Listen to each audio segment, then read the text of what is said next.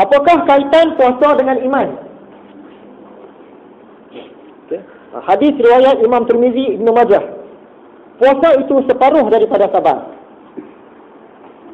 Kemudian hadis riwayat Imam Abu Nu'aim, sabar itu pula separuh daripada iman. Puasa ni separuh daripada sabar, sabar pula separuh daripada iman. Jadi maksudnya puasa ni suku 1/4 daripada iman. Siapa yang jaga puasa, suku daripada iman dia dah terjaga dah. Tapi sesiapa yang sengaja meninggalkan puasa, maksudnya suku daripada iman dia dah rosak, dah tak terjaga. Walaupun dia buat amal ibadah yang lain lengkap, puasa dia tak buat, puasa wajib ni, suku daripada iman dia kira terbatal lah. Suku tu dah hilang.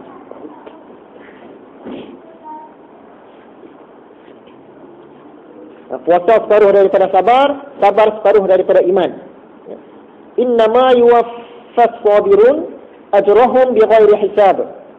Sesungguhnya orang-orang yang bersabar itu akan dibayar pahala mereka dengan tiada terbatas.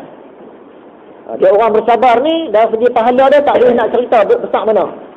Besar mana pula pahala orang bersabar? Adakah sebesar bukit? Tak tahu. Seluas laut? Tak tahu. Sebab selagi dia sabar tu, selagi tu berjalan. Jadi dia boleh sampai tidak terhingga dia punya pahala ni. Sebab tu dikatakan tidak ada batas pahala kepada orang yang bersabar. Dan puasa tu pula separuh daripada sabar. Ada kaitan.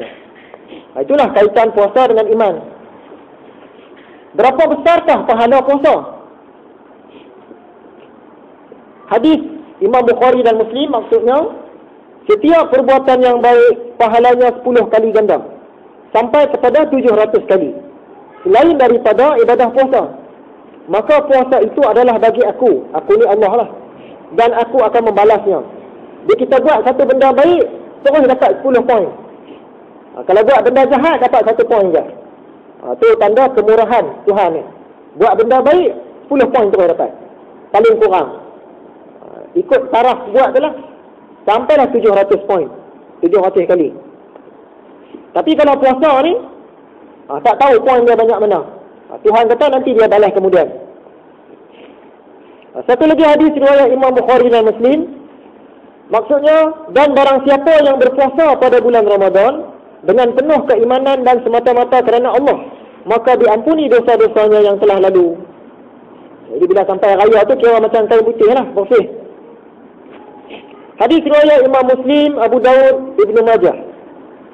Maksudnya, barang siapa yang berpuasa pada bulan Ramadan, kemudian diikuti pula dengan puasa 6 hari pada bulan Syawal, maka dia seolah-olah telah berpuasa setahun. Ini sebab orang ramai yang berlumba-lumba nak puasa 6 juga pada bulan Syawal. Jadi macam mana boleh dapat setahun ni? Setengah orang dia buat kira-kira. Tapi kira-kira ni bukanlah muktamad. Dia buat kira-kira lah. Satu hari puasa tu seolah-olah 10 hari. Satu hari puasa 10 hari. Kalau 10 hari puasa 30 hari. Bukan? Macam mana pengiraannya? Satu hari puasa, saya lupa dah pengiraan dia macam mana. Tapi ringkas cerita dia, puasa 30 hari bulan Ramadan tu samalah dengan 300 hari. 30 hari puasa Ramadan sama dengan 300 hari. Tahun ada 360 hari lebih. 365 atau 364. Jadi dah puasa 30 hari, seolah-olah 300 hari. Ada baki 60 hari lagi. 60 hari tu, yang puasa 6 dari tu. Satu hari puasa 6 seolah-olah 10 hari. Bila kita puasa 6 hari lagi, dapat 60 hari. Jadi 300 campur dengan 60 hari, lebih kurang setahun. Sebab tu dia kata tu, siapa yang puasa 30 hari cukup, kemudian puasa pula 6, seolah-olah telah berpuasa setahun. Pengiraan dia lebih kurang macam tu lah. Tapi pengiraan ni bukan ada sumber apa-apa. Saja ulama-ulama kira macam tu.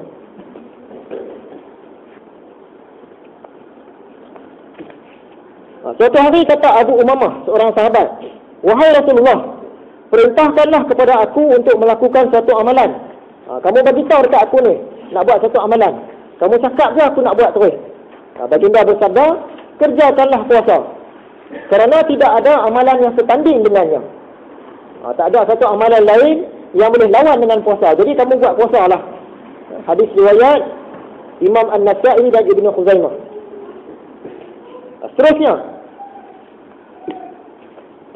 apakah kaitan puasa dengan syurga? Kita tengok hadis juga. Hadis riwayat Imam Bukhari dengan Imam Muslim.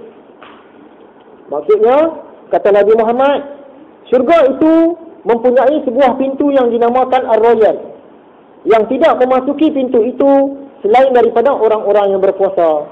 Siapa yang puasa, dia boleh masuk ikut pintu ni. Satu lagi hadis yang lebih kurang macam tu juga.